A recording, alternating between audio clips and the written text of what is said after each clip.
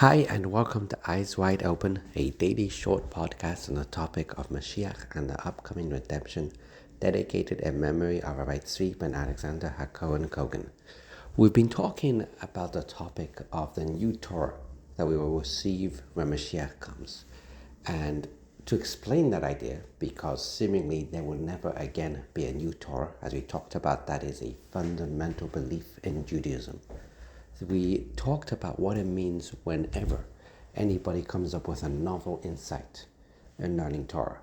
And we explained that if that insight is actually accurate and correct, it means that it's a new way of understanding Torah that no one came up with before, but once it has been realized, it is very clear how this was always in the Torah to begin with.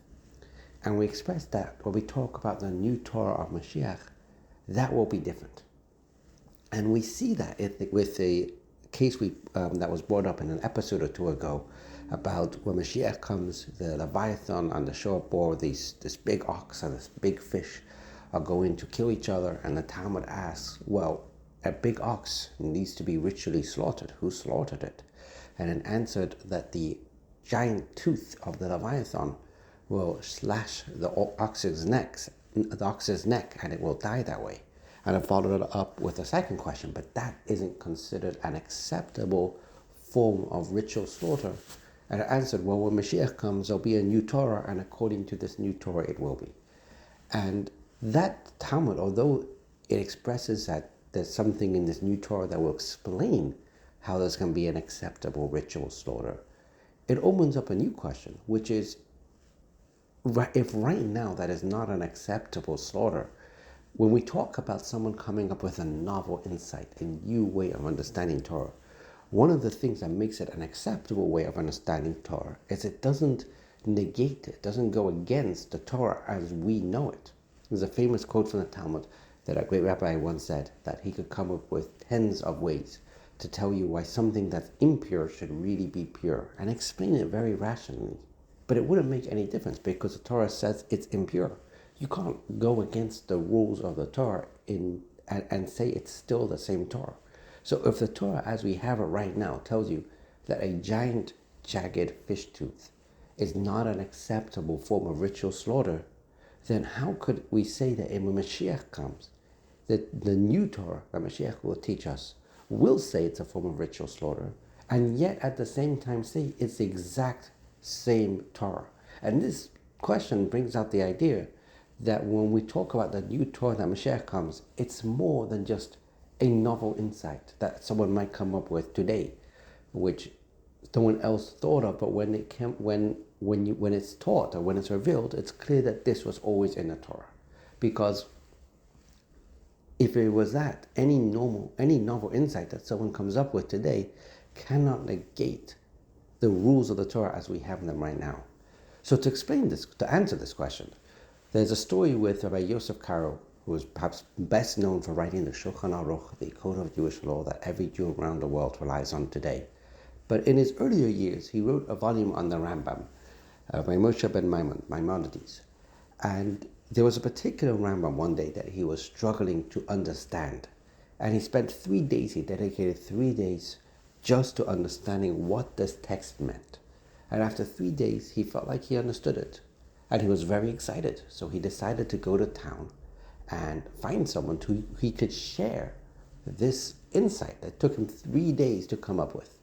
So he encounters the first Jew he finds. He shows him the Rambam and he asks him, what do you think this means? And the Jew responds, I never looked at it before, I never thought about it before. But looking at it right now, I guess it means this.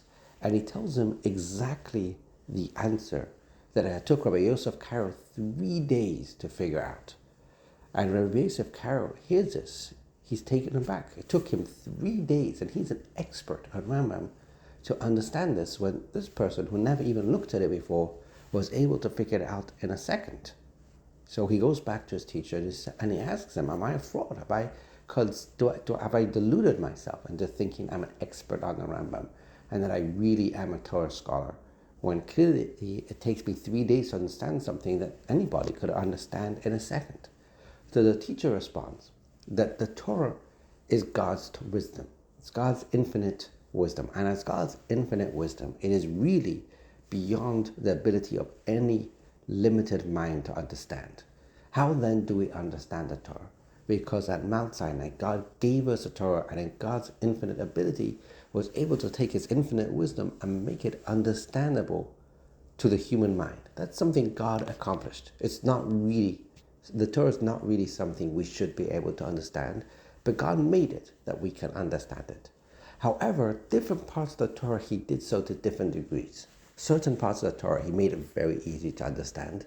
Other parts of the Torah, he made it harder to understand. And there were certain parts of the Torah that he left just a little bit outside of human understanding. They remained too difficult to understand, and they needed to be pulled down into the realm of human understanding through incredible hard work. Through incredible hard work, someone could take something that remains just a little bit out of human understanding and pull it down into the realm of human understanding.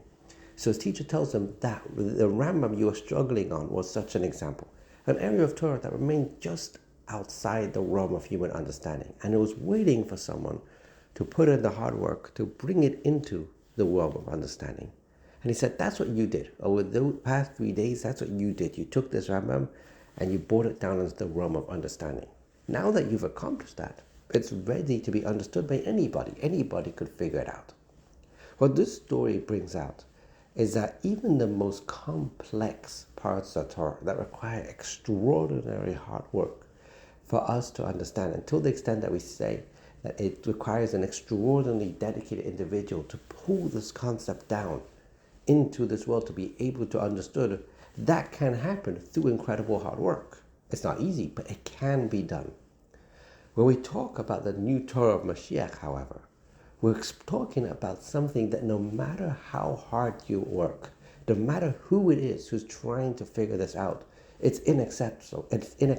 It's an area of Torah that no human, no matter how great they are, could get to on their own. It's an area of Torah which remains in God's realm, and God has not revealed it to anyone. And when Mashiach comes, he will reveal this last element of Torah. When that happens, as with every new insight that is discovered about Torah, as with every new insight that is discovered about Torah, you're able to look back and see how that was always in the Torah. So we talk about the new Torah of Mashiach, what makes it similar to all the new insights that we come up with about Torah is that once it's revealed, you're able to look back and see that wasn't you. That was always in the Torah. How did we never see that to begin with?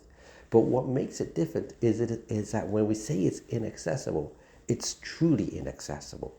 It can't even be revealed through hard work. It is something that is completely and utterly beyond our ability to access right now, and it requires God himself to reveal it to Mashiach, who will then teach it to us.